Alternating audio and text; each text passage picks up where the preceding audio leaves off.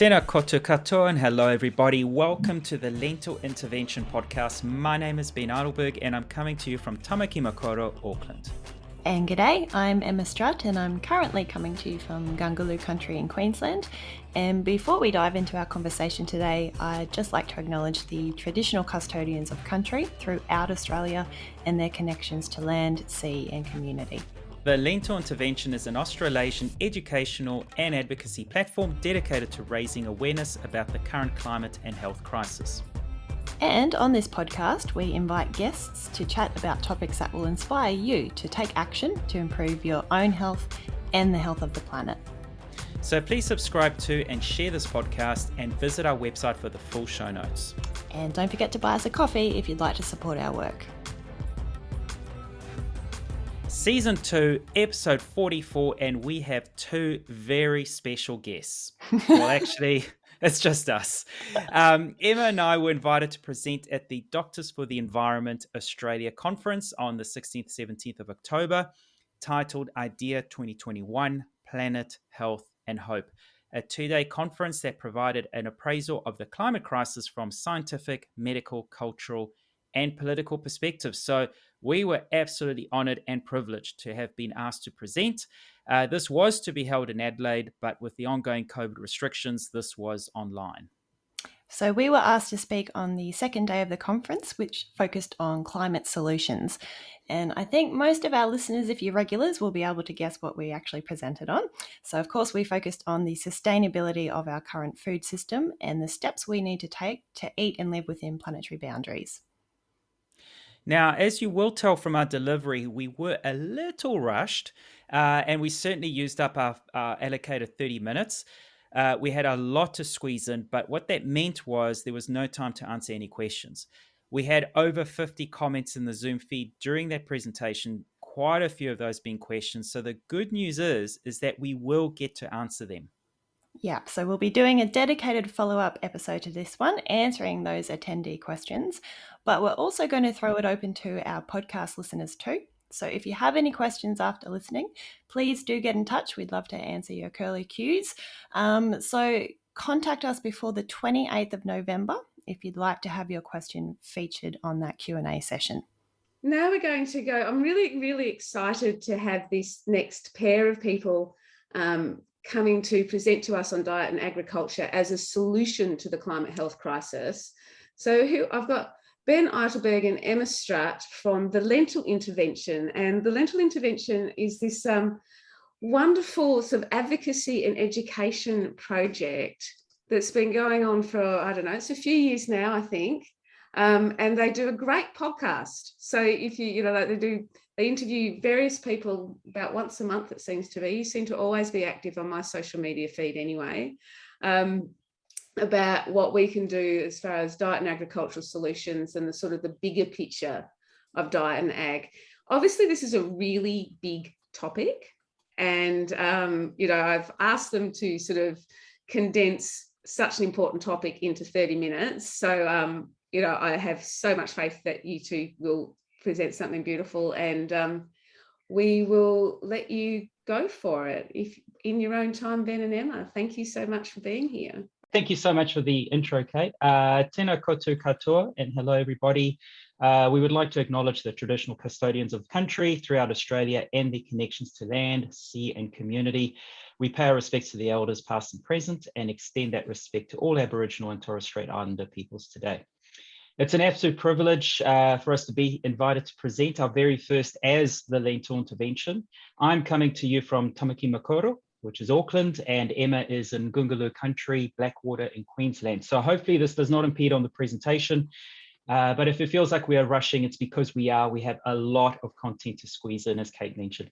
Also, some of the slides, you will notice a QR code on the top right-hand corner. Those link you directly to a relevant podcast guest we have interviewed and would be a fantastic subject expert to gain more insight from. So have your phones handy, scan those codes. And with that said, Emma, let's take it away. All right. So firstly, to set the scene a little, diet is actually really important for both human and planetary health.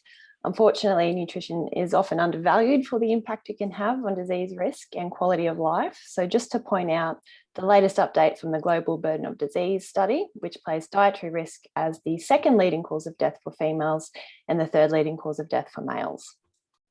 How we're going in Australia specifically, though, is not too great. So we're nowhere near hitting our targets for recommended intake of fruit and veg. 1/3 of our calories in adult diets comes from discretionary foods, and for teens, it's even worse. And while there seems to be a hyper focus on getting enough protein in the diet, perhaps we need to shift focus to fibre, which is basically a proxy for intake of plant food, as currently less than 20% of adults meet the suggested dietary target here. So I think you can see from that very quick overview that our current diets aren't serving us well in terms of health, but what about impact on the environment? So to try and put things into perspective here, this chart depicts grams of CO2 equivalent emissions from various activities and diets. And as you can see, the global average for food emissions per person per day is quite similar to that 40-kilometre car trip. But then if we take a look at the Australian average, that's a big jump up to 14.5 kilograms of CO2 per person per day, well ahead of that global average, and a huge difference to where we need to get to limit warming to 1.5 degrees. Considering some countries actually need to increase their food footprint to ensure nutritional adequacy, it's quite evident that we in Australia are contributing far more than our fair share when it comes to diet-related emissions. So globally, it's not a pretty picture. Even if fossil fuel was halted, emissions from our global food system alone would render it impossible to limit warming to 1.5 degrees and potentially threaten even that 2-degree target. So we've got a lot to improve on. The general consensus is that our current food system is responsible for 1/3 of human greenhouse gas emissions. It's the single largest greenhouse gas emitting sector in the world, but that also means it's our greatest opportunity. So apologies for this very busy looking Sankey diagram, but this gives a really good breakdown of exactly where those greenhouse gases are coming from along that paddock to plate journey. So the vast majority of emissions are from agricultural production and land use changes. Interestingly, transportation only accounts for 4.8%. So purely in terms of greenhouse gases, buying local is not actually as important as the type of food that you're buying, and that type of food that's most detrimental is meat. Not all greenhouse gases are created equally either. So methane emissions account for 1/3 of the food system emissions. This is mainly from livestock. And the reason that methane is so important is that, yes, it is a short-lived gas compared to CO2, but it has significant global warming potential. So 34 times more detrimental when measured over 100 years, but over 2 decades, it's a massive 86 times more powerful. So cutting methane is the strongest lever we have to slow climate change over the next couple of decades, which are the crucial decades. So right now, our current food system is failing us, and transforming it might be our best bet for meeting the Paris Climate Agreement. In terms of human health and the planet's health, if we continue on with a business as usual mentality, we're likely to overstep 5 of the 9 planetary boundaries and achieve only 10 of the 17 SDGs. And in regards to the economy, if we were to actually factor in the hidden cost of the food system, so the costs associated with cleaning up the environmental damage, we would actually be $2 trillion in the red per annum, and that's set to rise. So not only is our global food system a significant source of greenhouse gases, it's by far the largest cause of terrestrial ecosystem destruction, accounting for 50% of global habitable land, of fresh water consumption at 70% of global use, of waterway pollution due to overuse of nitrogen, phosphorus, and the intensive livestock practices, and also of biodiversity loss. So we're currently living through the 6th mass extinction event, one that is largely man-made, and our food system plays a huge role in that. And as Emma's just pointed out, 50% of our habitable land is used for agriculture, which is already just ridiculous. However, what makes it even more absurd is that over 3/4 of it is used for livestock. Yet it only provides 18% of global calorie supply and 37% of global protein supply. And this is from both meat and dairy. Not an efficient use of our land, especially when we need to convert that land, and that is where the problems begin. 1/10 of global wilderness areas have been lost in the last 2 decades. particularly in the Amazon at 30% and Central Africa 14%. The main driver for deforestation is cattle at 40.7%, and a component of the all-season cereals will be for livestock too. Cattle ranching is the biggest driver of deforestation in the Amazon, followed by soybean plantations as feed for the cattle. Yet, while the world focuses on the Amazon, the same destruction continues in Central Africa, Southeast Asia, and Australia. As a quick side note, a common misconception when it comes to soy production is that, well, we're clearing forests to grow these crops for human consumption, when that's actually not quite true. 77% is used for animal feed and predominantly for poultry and pig. Tofu, tempeh, soy milk make up just 6.9% of global production, and a significant portion of soybean oil is likely used in ultra-processed foods, which is another issue altogether. This QR code here is Dr. Mark Messina, internationally recognized as a soy expert who provides all the reasons why we should be consuming plenty of soy. So we look at this great land that is Australia, and the colors really do put it into perspective, especially the red, which represents cleared forests and bushlands. Now, this is the latest visual we could find, and that is already 13 years old, and I can assure you that even more forests and bushland have been degraded and cleared since. To make matters worse, most of the forests classed in New South Wales as degraded, that's in the brown, are actually extensively cleared areas. This is a flaw in the vegetation asset states and transitions data set. The main driver for all this at 75% pasture for livestock. The QR code is for Gerard Vedderburn Bishop, a past principal scientist who personally witnessed 4% of the world's deforestation over a 20-year period in the Queensland region. So taking into account how much of the forests and bushlands in Australia have been cleared and degraded, just 50% remain intact. Eastern Australia in particular is a global deforestation front, with Queensland accounting for over 50% of Australia's total losses of native forest and livestock production, being the driver for 91% of that clearing since 1988. To put it all into context, every 3 minutes, an area of forest and bushland the size of the MCG is bulldozed. Think how many animals that are caught up in this are killed. The QR code here is for Professor Corey Bradshaw, a global ecologist and author of a perspective article titled Underestimating the Challenge of Avoiding a Ghastly Future. So what is actually the problem with deforestation? The immense irreversible consequences that are felt worldwide. By removing the trees, there is a long list, some of which are a chain reaction, such as degraded water quality, ocean dead zones, and destruction of reefs. Referring to the coastal region of northern Queensland, as you can see by the image on the left, this increased erosion and river sediment from deforestation is a major threat to the inner shelf reef and benthic ecosystems, particularly those of the central and southern Great Barrier Reef. The QR code is for Michal Siewiecki, award-winning filmmaker of the documentary Takeout, exposing the real drivers behind the Amazon forest fires and devastating deforestation rates. So I mentioned biodiversity loss before, but our food system is also becoming increasingly narrow. Of the 6,000 plants cultivated for food, only 9 account for 70% of all food produced today. About 1/3 of fish stocks are classified as overfished, and outside of Australia, bees are disappearing. So this threatens the sustainability of our food system, a system that is already suffering from increasingly unstable yields due to climate change. It's not just what happens on land either, but there's also huge concerns below. So the industrial fishing industry is quite problematic and a significant contributor to ocean plastics. We don't have time to go into that in detail, unfortunately, but I did just want to touch on aquaculture because it now actually supplies us with more seafood than wild catch. Generally, the efficiency of aquaculture is slowly improving, so that's a positive, but this type of production comes with a host of serious environmental concerns, as I'm sure anyone in Tasmania would be well aware of. So some farm species still actually consume more fish than is produced, salmon being one example here. Farm fish are also regularly kept in filthy, overcrowded conditions that fosters disease.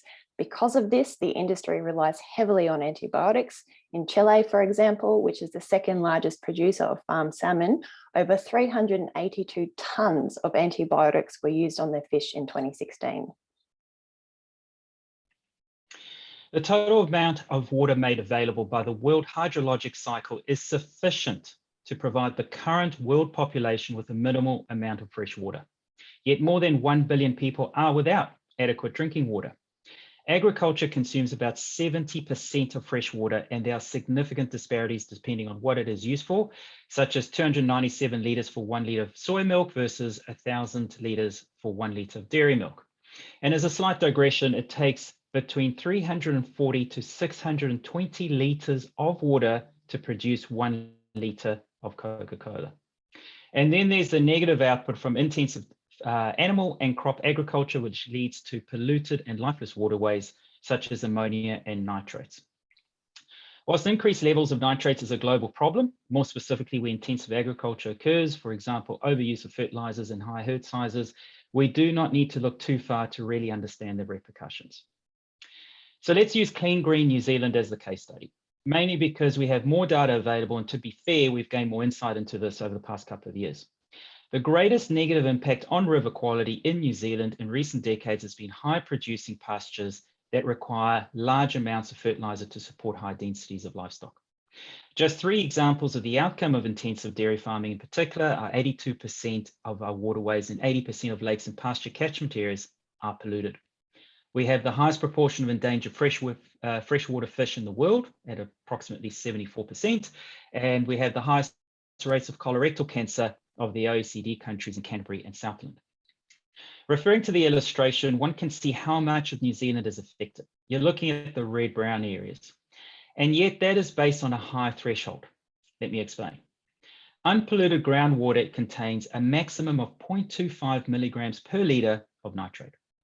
Streams begin to struggle at 0.6 milligrams per litre, and at 0.87 is when the risk of colorectal cancer begins to increase. At 2.4, 5% of stream life is deemed as sick in lab experiments.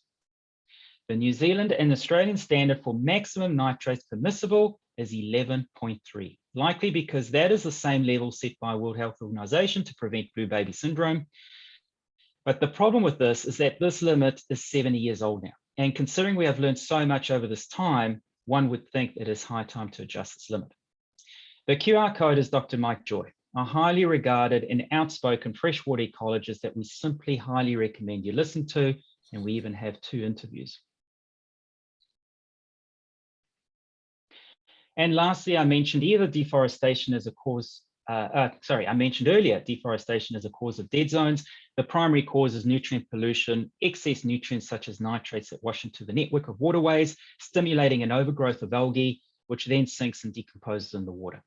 The decomposition process consumes oxygen and depletes the supply available to healthy marine life. What you're seeing here is what most of us believe to be the biggest dead zone in the world, yet this is merely a 10th of the biggest. A more recent discovery has found the Gulf of Oman to be the biggest at a whopping 165,000 square meters.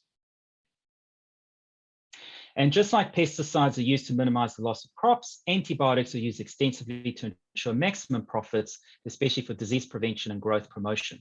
And it is likely this will continue to increase. This clearly is not working in our favor. Agriculture uses contribute significantly to the problem of antibiotic resistance, with as much as 70% of the antibiotics produced in the US used in food animals. It is also particularly concerning as infected livestock can be asymptomatic. And then, of course, this conference is online thanks to a zoonotic disease. But Salmonella, E. coli, rabies, influenza, various iterations of coronavirus are all zoonotic diseases. They comprise 60% of all infectious diseases in humans, and this is increasing with the emerging diseases. And the way we treat our land, our ecosystem as a whole, is effectively driving these increased occurrences. So moving on to food waste now. Food is wasted for a variety of reasons, but one thing that is quite certain is the percentage of food waste is too high. So an estimated 1.3 billion tonnes of food, or roughly 30% of the global production, is wasted each year. In regards to greenhouse gas emissions, if food waste were a country, it would be the 3rd biggest emitter behind China and the US. In Australia, we waste 7.6 million tonnes of food each year. Think of that as chucking out 1 in 5 of your grocery bags. So this accounts for 17.5 million tonnes of CO2 emissions. To put that into perspective, that's roughly equivalent to the annual emissions from Hazelwood Power Station, which is considered Australia's highest emitting coal-fired power station.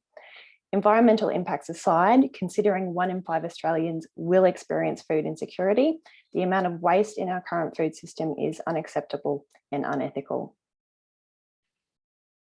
Something else we need to talk about more is the environmental impact of discretionary foods.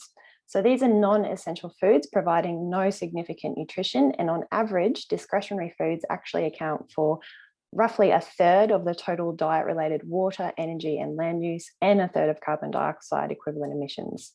So given the crucial role of food for health outcomes, nutritional quality should be seen as a core component of food system sustainability. So let's talk solutions.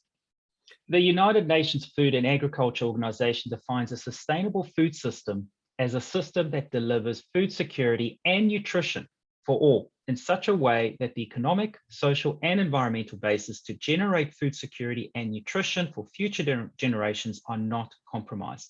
So that includes eating for our health, eating for the planet, and creating sustainable communities. A 2018 publication studied the environmental impacts of 38,700 farms and 1,600 processors, packaging types, and retailers for 40 different agricultural groups. The outcome? High impact beef producers create 105 kilograms of CO2 equivalents compared to just 0.3 kilograms of CO2 equivalents, including all processing, packaging, and transport for low impact beans, peas, and other plant-based proteins. And when it comes to land use, per 100 grams of protein, 300 square meters for beef versus a measly 1 square meter for legumes. On this graph, the pink line makes a very clear distinction between animal-based products and plant-based foods when it comes to greenhouse gas emissions, acidification, eutrophication, and of course, land use, which we have already spoken about.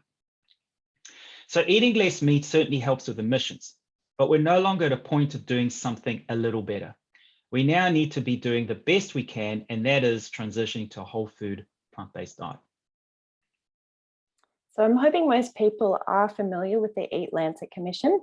The Planetary Health Diet was the first attempt to provide scientific targets for healthy and sustainable diets that can be universally applied. So a planetary health plate should consist by volume of 50% veggies and fruit, with the other half of the plate consisting primarily of whole grains, plant protein sources like beans and lentils, unsaturated plant fats, and modest amounts of animal proteins if you choose to eat them. And when I say modest, I really do mean it. So if you were to eat these foods daily, rather than say bank it up and have a weekly meal, beef, lamb, and pork is to be limited to 14 grams per day, chicken and other poultry to 29 grams, fish to 28 grams, and eggs to 13 grams. So really minimal amounts of animal product. Now, I know some of you may have concerns regarding the nutritional adequacy of plant-based diets, but really you needn't. So apologies for this very text-heavy, boring-looking slide, but this is an excerpt from the American Academy of Nutrition and Dietetics position paper on vegetarian and vegan diets. So this is the largest dietetic body in the world, and it's their position that if appropriately planned, and can I just say what diet shouldn't be, vegetarian and vegan diets are healthful, nutritionally adequate, can provide health benefits, reducing the risk of certain diseases. It's more environmentally sustainable, and this way of eating is appropriate for all life stages. So modelling has suggested that it is biophysically possible to feed 10 billion people on a healthy diet within planetary boundaries.